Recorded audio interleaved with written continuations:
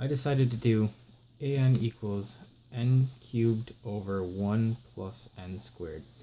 And what we're trying to figure out is if this converges or if this diverges. So we can use the divergence test here to see if it does diverge. And what we'll do is we'll take the limit from n to infinity, and what we can do is we can take a look at this and say if we plugged in infinity for these n values, you would have infinity cubed over 1 plus infinity squared, which is just infinity over infinity, which is not an answer we can have. So what we'll do is we'll use L'Hopital's rule, and we will take the derivative of the top and the bottom function separately.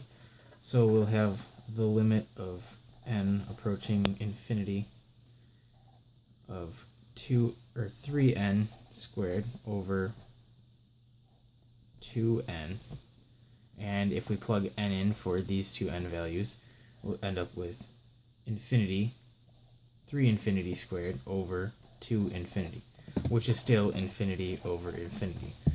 So if we do L'Hopital's rule again, we will get the limit of n approaching infinity of 6n over 2.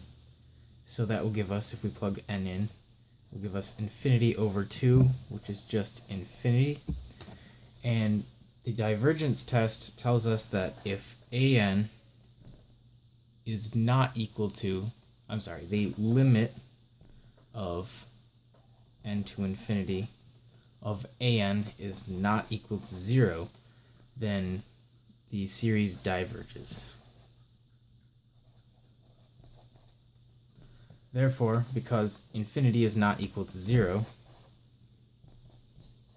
this series, n cubed over 1 plus n squared from n equals 0 to infinity, scoop that up, diverges